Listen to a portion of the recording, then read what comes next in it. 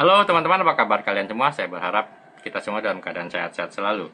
Tidak terasa kita sudah memasuki masa prapaskah atau yang lebih dikenal dalam pertemuan lingkungan ialah pertemuan APP.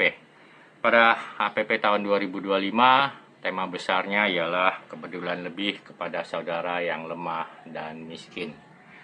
Pada perjumpaan kali ini, saya ingin mengajak teman-teman untuk masuk dalam pertemuan minggu yang pertama yang diberi judul Spiritualitas, Inkarnasi, dan Bela Rasa. Inkarnasi sendiri ialah gerak turun Allah menjadi manusia.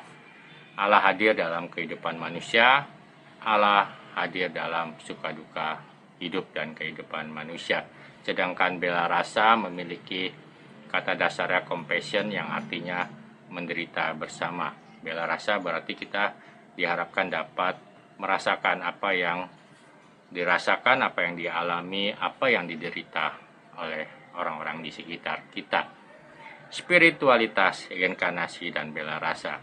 Gereja kita, kelompok pengikut Tuhan Yesus, diharapkan juga mampu gerak, turun, merasakan apa yang terjadi, apa yang dialami, apa yang diderita oleh sesama kita, khususnya pada APP tahun ini, kepedulian lebih kepada saudara yang lemah dan miskin. Bacaan minggu pertamanya diambil dalam Injil Lukas bab 7 ayat 11 sampai dengan 17. Ini sangat menarik, tentu teman-teman sering mendengarnya ya, kisah seorang janda di Nain yang anak tunggalnya meninggal, lalu berjumpa dengan Yesus dan dibangkitkan anak tunggalnya. Segera setelah itu Yesus pergi ke suatu kota yang bernama Nain. Murid-muridnya dan orang banyak yang berbondong-bondong pergi bersama dia.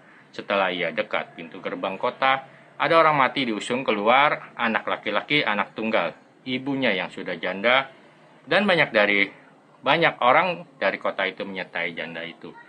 Teman-teman, di sini saya ingin mengajak teman-teman untuk melihat bahwa ada dua kelompok. Yang pertama, kelompok Tuhan Yesus. Dikatakan murid-muridnya dan orang banyak berbondong-bondong pergi bersama dia.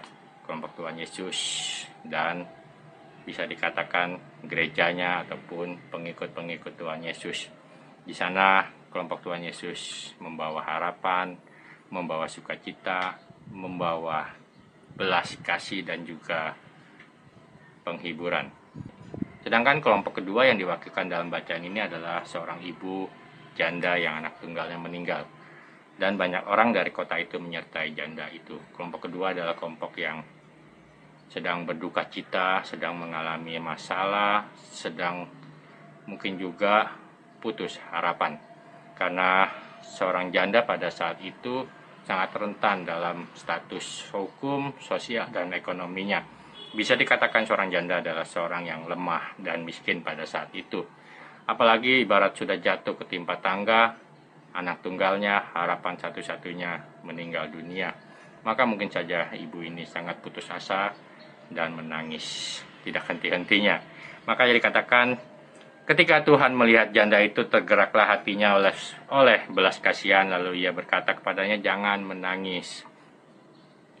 Teman-teman, Tuhan Yesus ketika melihat seorang janda ini tidak menghindar, tidak cuek bebek, tidak pergi menjauh ke seberang jalan, tetapi justru ia menghampiri janda ini, hatinya tergerak oleh belas kasihan dan mulai menghibur janda ini, jangan menangis. Inilah kata-kata penghiburan yang dikatakan oleh Tuhan Yesus kepada janda itu. Sambil menghampiri usungan itu, ia menyentuhnya dan sedang para pengusung berhenti. Seolah-olah tidak peduli hukum yang ada pada saat itu, Tuhan Yesus menyentuh usungan atau mungkin juga menyentuh mayat anak muda itu. Konteks zaman saat itu, ketika seorang menyentuh mayat, maka dikatakan najis, dikatakan melanggar hukum agama saat itu.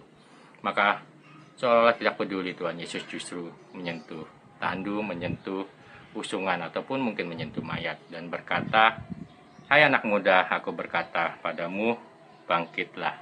Teman-teman, di sini kita bisa melihat bahwa belas kasih Tuhan Yesus justru melampaui hukum yang ada, hukum agama yang ada.